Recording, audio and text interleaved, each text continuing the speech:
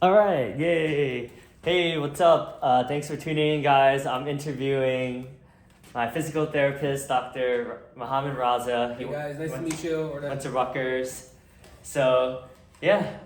So the reason why I wanted to interview you is because I think you have like such a great personality, and like I feel like you run it seems like you run a really good business and everyone loves you. So we'd love to kind of pick your brain a little bit more. Thank you. I appreciate that. I try work really hard to make sure that my patients get better. Number one, but also make sure that they enjoy their time here in PT. PT can be a field where you have patients that are coming in with pain. Everyone's here most likely because at some point they're in pain. So I try to make that enjoyable, the experience of PT as enjoyable as possible for them, because no one likes being in pain. Mm-hmm. Yeah, and how do you, because I think a lot of people, they probably have a perception of what running a business is like. So like first, how do you know if you're equipped to run a business, and or if you would rather just be like on staff and maybe a little bit less headaches that come with that? Well, it takes a special type of person to have your own business. You got to be not afraid to take on the risk. Number one, because there is definitely a financial burden that starts when you start a business. And then you got to be someone who gets along with people. You got to not only be able to get along with people, but you also have to be able to manage people. You know? So I think that's something that is, for some people are born with it, some people are not born with it. When you have your own business, there's always more. From a financial standpoint, there's benefits to it, but also there's a lot more headaches that come along with it as well. There's a lot more risks. You're probably putting in more time as well when you first start doing it, as opposed to when you're working at another facility, or you're working for a corporate America, you're probably doing like 40 hours a week or so. So when you start your own business, or for me, starting my own PT clinic, obviously the biggest risk is the financial aspect of it, but you're putting in a lot. Initially, it's putting in a lot more hours as well. So it's that risk, and but with the risk, there's a higher reward as well. Is there something that you learn? I'm sure there's a lot of lessons in being an entrepreneur, but like that you didn't think you would have to think about when you were in the beginning stages of running your own business? I think the beginning stages of starting your own business, there's obviously the risk, but there's also things that you don't think about in terms of like hiring other people, and seeing how that goes. Right now, it's hard to find people to work in terms of PT. It's a really high demand, which means that there's not as many PTs in the market as we need. So that's been something that I thought would be easier to find as well. Is it? Do you think is it just in general, or do you think it's just like a position that's maybe not as like highly paid as like maybe some of the other medical professions? Yeah, I'm sure it has something to do with it. But I just think, but there's also I think in terms of like New Jersey. New Jersey has, I think, Rutgers, Newark, Kane University, Stockton. I think there's only, and Seton Hall. There's only 4 PT programs in the whole state. There's not as many programs as well. And I know I went to Rutgers in South Jersey. Our graduating class only had 26 students. So and it started off with 29. So the class sizes aren't that big as well. Yeah. The demand in terms of from the students that I've had working with me, or the volunteers that I've had,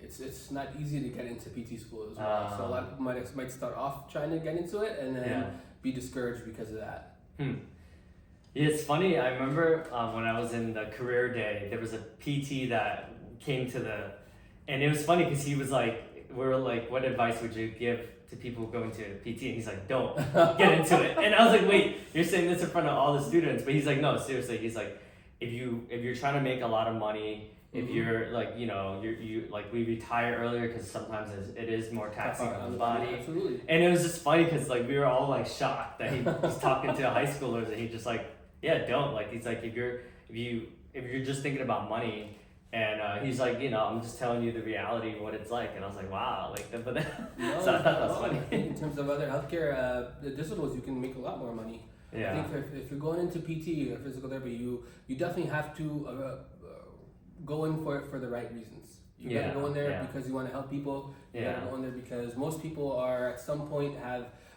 get into PT or decide to get into PT because they themselves get hurt and get referred to PT. Yeah. So I want to say 90% of the PTs that I know at some point were hurt or injured playing a sport or something like that, and then decided to get into PT because of it. Because it is a rewarding field to be in, you're making a difference in someone's life, and I remember I had a patient of mine who was run over by a bus, and in 6 months, I think we had him walking out. So it's a really rewarding field when you have someone who comes in with having an ACL surgery, and you get to see them 2 to 3 times a week for a couple months to get them back to being able to play a sport. So it's a rewarding field to be in. Yeah. Not many fields are you interacting, and you're on a pretty like intimate level with your clients. Absolutely. In terms of you see them so regularly. That's one of the things, if not the main thing that appealed to me. So for me, when I was in college, I was going pre-med. I graduated, and at that time, I took a gap year to get ready for med school. And I was working out at the gym, and I got hurt while I was working out at the gym. I hurt my wrist, both of them, and I had gotten referred to a couple different doctors. I went to an orthopedic, I went to a pain management, I went to a rheumatologist, and they gave me a couple injections. Nothing really seemed to help, but my pain management doctor at the time referred me to PT, and I'm glad that he did. So that was my first experience into PT, and I enjoyed my interactions that I had with my PT at that time, and that's when I decided I wanted to do PT. So I kind of threw all the med school applications to the side, started volunteering at a couple places, and fast forward that was 2008, almost 16 years ago, and here I am. Yeah, that's inspiring. Yeah, I could see how, like all the PTs I know are like the kindest human beings, right? You guys are all like service, like you want to give to people. Yeah, absolutely. We're, and PTs, I think, also a much more social field. We're seeing our patients 2 to 3 times a week. The sessions are probably about an hour long or so, half an hour, depending on the facility that you go to. So we really get a chance to know our patients. I'm looking forward to talking to my patients, finding out about their day, finding out about their family, and I tell them everything about me as well. So my wife always says that, like she'll come back, she'll go, oh, what'd you learn at at that Dr. Raza's place? Because like she's always like, yeah, he's really good at talking to people. I think that comes from just being from a family of entrepreneurs. My parents have been in business for years. My dad had a convenience store or still does have a convenience store, and I was working there when I was young. I probably started working there at the age of 12, and it was a great way for me to learn how to small talk with people, So that's kind of, I feel like, where I learned it, because I was always the quiet kid in the classroom. So. Okay. Yeah. So, I think, like, how many years would you say it takes until like you feel like comfortable where it's kind of like things are running more smoothly, right? I'm sure there's always things that pop up from a business standpoint. Yeah, like when you get started. For me, the nice part for me was I was practicing in the township for 6 years at someplace else. So I already had a built-in number of clients that would have followed me over. So I started my practice in April of 2019, and things really started going well quickly. Unfortunately, shortly after was 2020, and March 2020 things went for a loop for everyone. Crazy. So I went from seeing a whole caseload of patients to, of course, things were shut down. So for a little while, we shut down as well. So you build, you start from scratch all over again. But fortunately, once things started kind of opening back up again, you started seeing patients again, and I can't complain. And you didn't have to worry about like a non-compete or anything like that, or? Not at the company that I had, yeah. Oh, okay, that's nice. Well, for PTs, you typically not going to see it. At least at the time when I was working, you don't really see a non-compete clause. Oh, okay, that's good to know, because every industry is different. Yeah. So, and so you've been doing this for, sounds like 5 years now. I've had my own practice now for 5 years. And would you recommend like like you said, it takes a certain type of person to be an entrepreneur. What if, like, because I'm sure there's a lot of people that are on the fence, right? Like what? How do you know we should lean more towards like, hey, like I should take the plunge, or hey, like I'm cool with just like, because I think some people always think that, oh, like what if I start my own practice? I think if you are the type of person who doesn't mind taking that jump, you'll be fine with going your own way. If you are good at people skills, if you if you'll know that your patients love you. I think once you make that decision of switching over and starting your own practice, I think they'll do well. Really. Yeah. Okay. That decision between that's a tough question to ask. I don't know. I feel like if people are on the fence, really, if they make that decision and make that jump, they won't be disappointed. Okay. Well, what if it's what if someone like they have a low risk tolerance, but they are good with people, like they are like good business people, but they're just like afraid of risk. For those people that are afraid of risk, they've got to find ways to be more comfortable with the risk, because anytime you start your own business, there's going to be some unknown. I do think if they're afraid of that risk, don't be. Really make that jump and go. I think you'll be happy with the decision that you made. Like I said, there is some risk, but if you could really give yourself like a 6 month buffer, I think they'll be happy. So as you know, one of the reasons why I'm doing this, because I recently started my own business, right? Mm-hmm. So what advice would you give to folks like me that are like pretty early in their business? Don't get discouraged. Don't get frustrated with the process. There's gonna be a lot of bumps on the road. I've known you for a couple of years now, Dearson. I know you're good with people. You'll be successful in anything that you do. That's it. I think just make that decision. You made that decision, but for someone who's thinking about it, make that decision and go at it 100% with you. Because if you're kind of on the fence about it, or if you're kind of the type of person, if you're not really 100% with it, it's much easier to go back and join a practice where you're doing 40 hours, something like that. Yeah, that's true. That's a good point, right? Like if it doesn't work out, there's always the option of going back, right?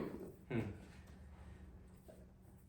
No, this is helpful. Thank you. And I'm curious. Like like as someone who like is always taking care of people, how do you find the balance to like also take care of yourself, making sure that you wind down, you're not always thinking about work? It's not easy. When I first started my practice, I was here 16 hours a day probably. I started as early as 7 a.m. and I was probably here treating patients till like 10 p.m. Wow. And I've got 2 kids at home. I've got a beautiful wife at home, and you realize that every hour you lose with them is not something that you can get back. So that part was tough when you go from working 40 hours to probably, when I first started my practice, I was probably here 70 hours a week or so. Wow. And then you realize that the business will always be there. You got to make sure that you make that time for your family as well. So I was fortunate enough to kind of cut back my hours, so I didn't have to be there as often. And I enjoy spending a lot more time with my kids now as well, which is nice. But when you first start your practice, just know, or when you first start your business, just know that there's going to be a lot of time when you need to dedicate to be able to be successful. And how do you communicate that with your family and your wife so that they're understanding, right? Like, because I'm sure there's going to be times where you kind of have to choose between. Absolutely. I think everyone has to be on the same page. In grad school, one of my professors always told us about if you're starting something, you want to always set the expectation. If you set the expectation, people won't be disappointed, or you won't be disappointed. And that works with the patients that I work that I've taken with the patients that I work with, but also with my family. If you tell them what to expect, and with their patients what to expect, then they're not going to be disappointed. and you let them know. Right now we're building a better future for ourselves, and at some point that's going to be enough where we won't have to. I won't have to be as far away. This is a different topic, but as a person of color, like in America, right? Obviously, you're not Caucasian or you're not Anglo-Saxon. I don't think. Mm-hmm. How do you deal with? Do you feel like in some ways like there are a little bit more hurdles to go through as a person of color starting your own business in the U.S.? I think in New Jersey, we are one of, especially in Somerset Township right over here, we're one of the most diverse places in the country. Sure. So because of that, over here, it's allowed me being someone of a minority or someone from either the South Asian subcontinent has allowed me to be able to. Okay, so we're good. So sometimes I forget to press the record, and I'm like, no. So we're good. Has allowed me to be able to be a provider for a lot of people from the South Asian subcontinent. Oh, yeah. So some people look for a PT and they see someone who's speaking either Hindi or Urdu or Gujarati, and they're like, okay, I want to be with that person because it makes them more comfortable. Yeah. In college, we tend to hang out with people of our own race just because that's what we're familiar with. And I think the same thing. Being in New Jersey, I see a lot of people from like the South Asian subcontinent because of that as well. But you have a pretty diverse client pool. Yes, absolutely. Like. So it sounds like I think in terms of in New Jersey, it's easier to assume that risk. I think definitely in certain parts of the country, I'm not sure if I would be as it would be as easy to start a practice because of that. Yeah. Yeah. I mean, it seems like in general you have like a pretty good mindset, like a pretty good, like, what do you do when you're having like an off day? Like, When you're, that's a good question. Yeah. When you're in the service profession and you talk to people throughout the day, it's hard to have an off day. When you're working with patients, if you're having a day when you're not feeling too good, that makes patients can sense that. Yeah. So I try not to let it interfere with my work with my patients. I always tell my students or some of my patients that I have a social battery. So my social battery is at 100 when I'm at work. After work, my social battery is on E. So yeah. So do you feel like, because like part of good customer care is the listening and the being curious, so do you feel like you almost have to like turn on a lot more, or are you not like? Yeah, absolutely. You have to turn on. I mean, the type of person that you see me at work is probably a little different than the type of person that you see outside of not completely different, but I might not be as social outside of here as I am over here. Okay. Oh, I didn't know that. Okay. Really, yeah. Yeah. Yo, what's up, Mike? Oh, so Mike, who's watching, he owns his own dental practice. Oh, Mike, nice. Yeah, I used to live with him. Yeah, so interesting.